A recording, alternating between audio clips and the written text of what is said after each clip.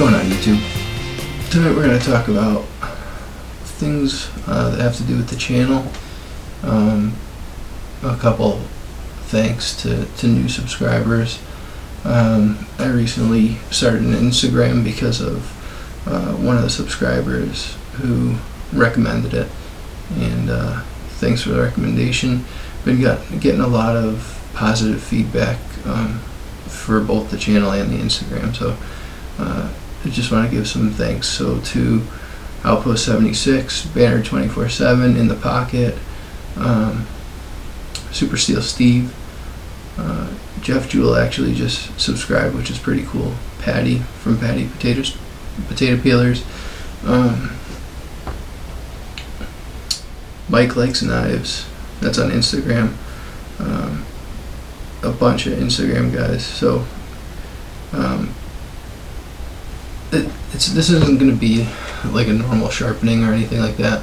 It's not really a rant, but okay, so the semi-rant that I want to just take you guys on has to do with Greg Medford from Medford Knife and Tool video that he had put out on Instagram, talking about 3 properties of steel. So basically hardness, toughness, and then he looped corrosion resistance and resistance to like scratching and stuff like that. So I probably should watch the video just to refresh my memory, but either way, I know the three main things that we're talking about is edge retention, basically, with hardness, corrosion resistance, and toughness. And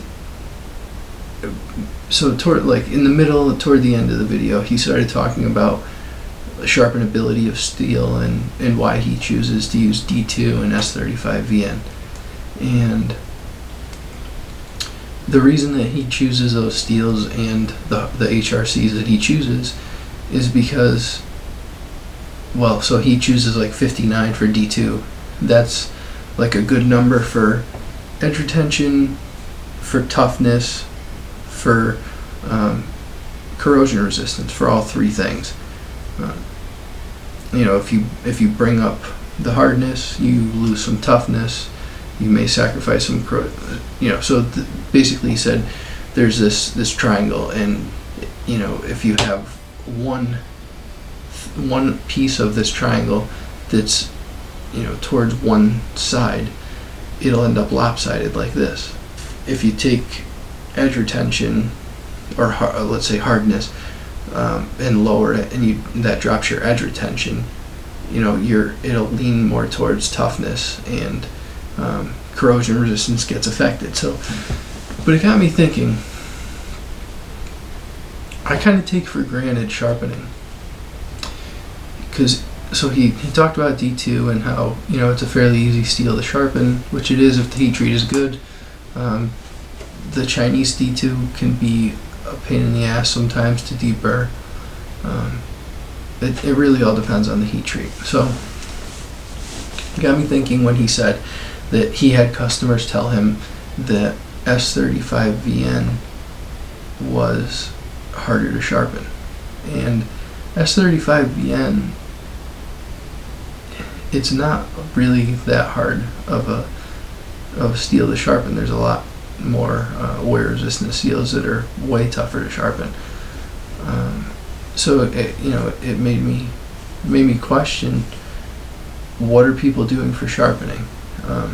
How are they learning? And it made me want to make more videos on sharpening to get this out there to people, because what good is the knife if it's not sharp, if you don't know how to take care of it and sharpen it? Like, if you have a pretty knife, that's great, but what good is it if it's not sharp? Like Medford knives are known for being really tough, really they're like tactical hard use knives. The machining is done really well, his grinds are, everything about Medford knives is good. They're high-end knives. But I just wanted to go on like a quick rant about sharpening, because it made me wonder if people can't get S35, apexed correctly, and this is the limit that Medford, is able to put out. This is the, S35 VN is the top end of that. If more people sharpened and more people had correct abrasives, would we be able to get better steels out of Medford? Would we be able to get better steels out of everyone? Spyderco's really, and others followed along too, but Spyderco is really one of the only production knife companies that puts out, exotic steels. And S35 VN is a knife steel. It was made for knives. I get that. And I get that tool steels are not knife steels. They can be used for knives, but tool steels are made for tooling. They're made for the plastics industry, cutting different things. M2 high-speed steel is great for turning tools, like for turning wood on a lathe.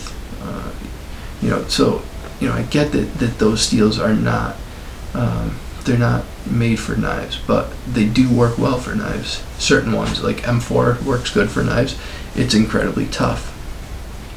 You lack the corrosion resistance, and at higher HRCs it has good edge retention. So, that triangle that we talked about in the beginning shifts depending on those three factors, like Greg Medford said. But if people had the ability to sharpen and the correct abrasives, could we get an HRC with D2 at 62 instead of 59, and people learn how to use their knives properly? Maybe not. Maybe that's the best we're gonna see. But why not? Why not push the envelope? I think there's a lot of us out there that are kind of knife steel nerds that we want different steels, and I think it's human nature to want new things and want to try different things and try to get the best of something, and if we can hone our craft, no pun intended, maybe the knife community will get more opportunity with different steels other than what Spyderco's doing. I know there's a wide array, but maybe they'll push the heat treats to better limits. But it's just a thought. That was my rant to Medford knives. Instagram post about that, and hopefully I can inspire some people to learn how to sharpen, and maybe we'll get that answer that I know a lot of us are looking for higher HRC numbers and better heat treats. And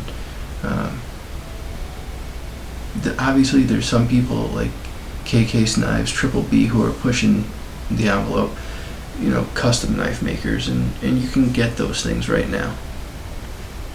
Obviously it's at a cost, and to a lot of us it's worth it.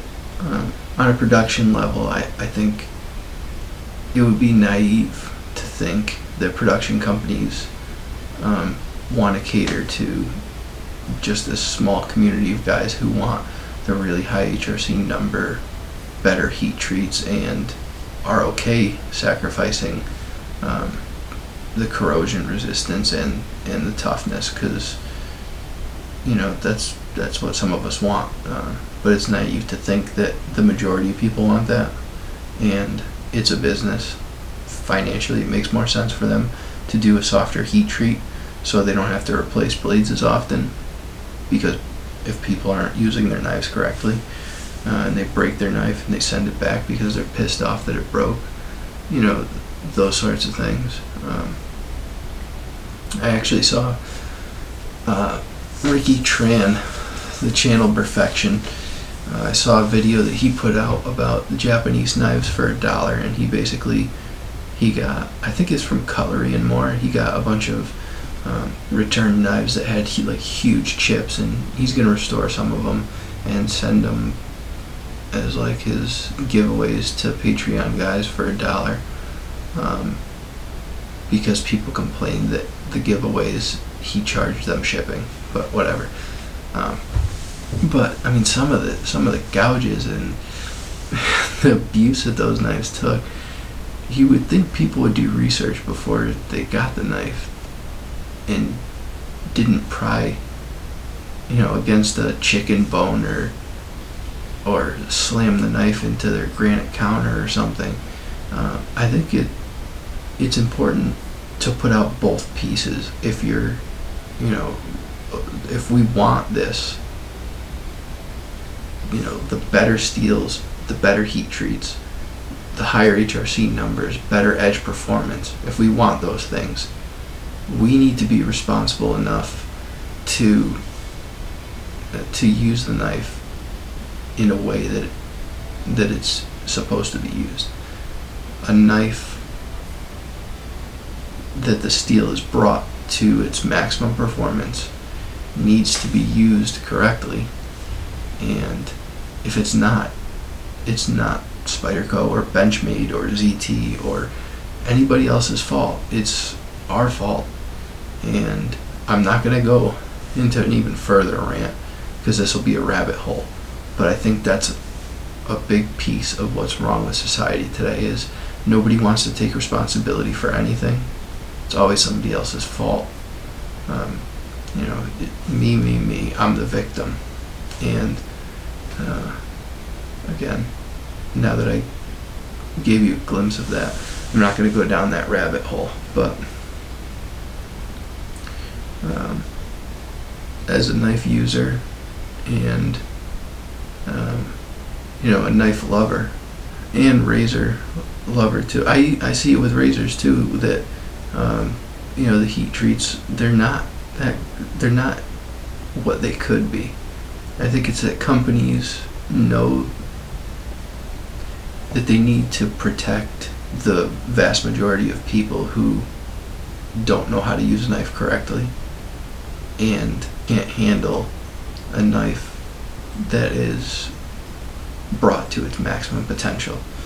Most people wouldn't use it responsibly, and as a business plan, I think that obviously makes sense. But since Greg Medford put this out there, it's made me think a lot.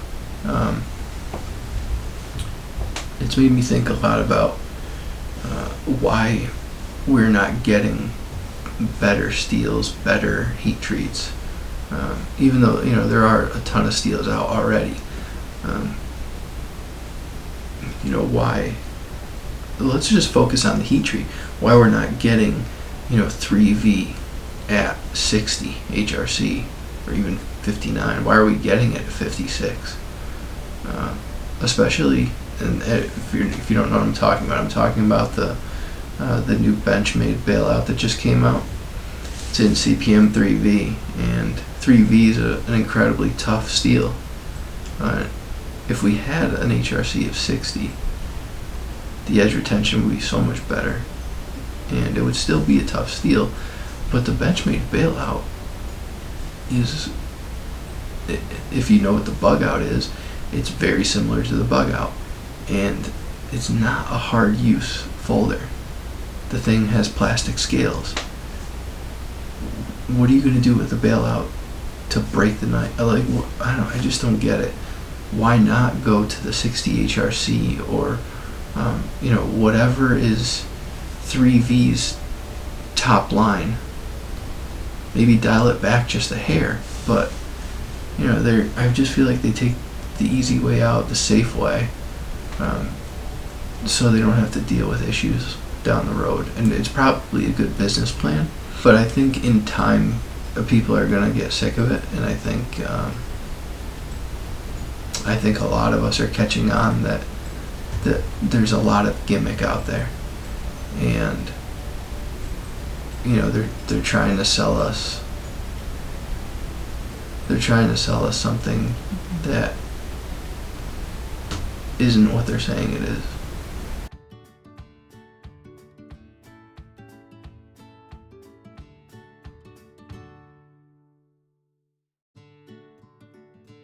If you take a look at Super Steel Steve and the testing that he does, and Pete from Cedric and Ada Outdoor, and Outpost 76, and countless guys, Michael Christie. Michael Christie's a little bit different. He seems to get better numbers than some people, but I could say, like, definitely Outpost 76 and Super Steel Steve, all their stuff lines up. It's, you know, within a pretty small percentage, I should say that. Why is 154 cm, S30V, S90V, S110V,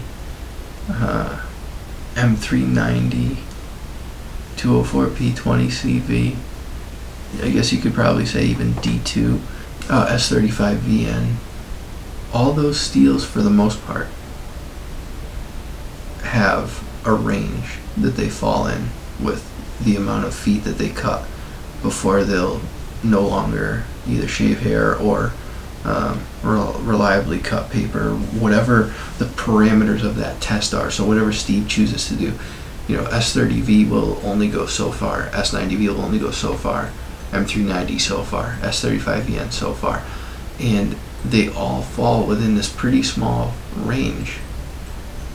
And then you get a knife that is done, you know, by like K-case knives, and it, you know, not only is it a really great steel, but it has an awesome heat treat, and automatically the numbers are through the roof.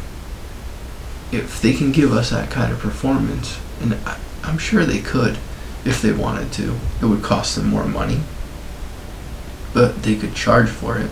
Obviously they can't do like what Triple B and K-case knives are doing. They can't. They probably couldn't afford to go through the abrasives and the machining costs and stuff like that, and the time.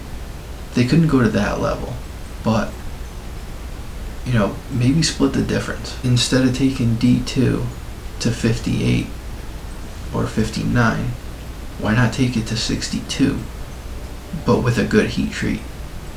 You know, you can get the steel hard, but if you're not tempering it correctly, and you know, how they're heat treating it has a lot to do with it. And D2 can be temperamental. But, you know, if let's say D2's max is 65, which I think that's what it is, and Medford brings it down to 59 because he knows that most people won't be able to sharpen D2 at 65, but why not bring it to 61 or 62, get that better performance out of it? I think the companies would benefit from it, especially since there's such a big boom right now in the knife community about this. This is a really hot topic. You know, I understand financially why they don't do it on like the large scale and choose to do S30V at 61 across the board.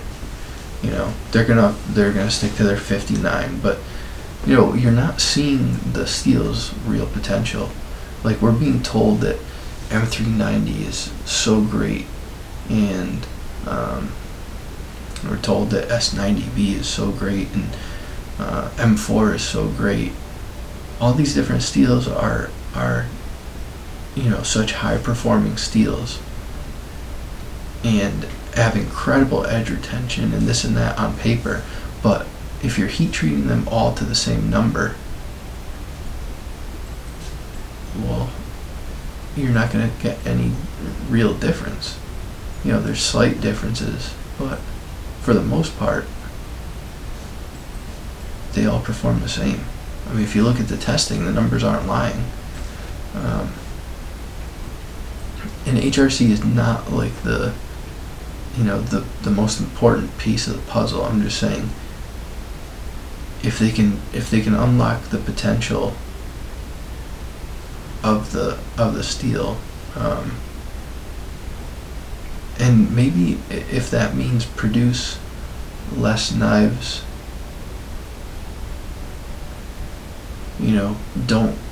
don't produce so many different types of steel. Do one steel to the best of its ability. Make a phenomenal knife and stick to that, and you'll have customers for life. But when you try to trick people, I think people are smart, and they're seeing where this is going, and you're always going to get people that want to just follow the trend. But I realized that I got duped. I think a lot of us did, with a lot of the stuff that we're told. And what they're telling us a steel can do on paper is a lot different from what it does in real life. I just think that it's really important that we all learn how to sharpen and learn how to take care of our knives, so that once we show, I think if we can show the knife production companies that we're responsible enough to take care of our knives and not abuse them and beat the hell out of them and then blame the company for it later and expect it to be replaced. If we can show that responsibility, I think they'll give us more, which is what everyone wants. It's you can't have your cake and eat it too. You have to take responsibility for your knife and how you take care of it, and that's just life in general. You should take responsibility for yourself. But in this regard, when we're talking about knives, I think if we can show that we're responsible with them, and then we can take care of them, sharpen them, maintain them, they'll give us what we're asking for. But until then, I think we're still just going to get mediocrity. And that translates to life. If you don't accept and take responsibility for yourself, I think you'll just settle for mediocrity. But yeah, that's going to do it for tonight's rant. Sorry that this is a little bit off, from what you guys are used to seeing, but I just had to get that out there, about the knife steels and stuff and sharpening. We are going to be going back to sharpening videos, and I think I might throw in some more razors and natural videos and stuff. I have a couple different thoughts of how and where I'm going to go this week for videos. But yeah, if you stay tuned, you'll see more, obviously. Alright guys, this is Mike with I Heart Knives. I want to thank all of you for for being loyal. I have a lot of really good loyal subscribers that I get a lot of positive feedback from, and I appreciate all of you guys. So go ahead and give it a thumbs up or thumbs down, whatever. Leave a comment, subscribe if you haven't already, and I'll see you guys on the next one. Later.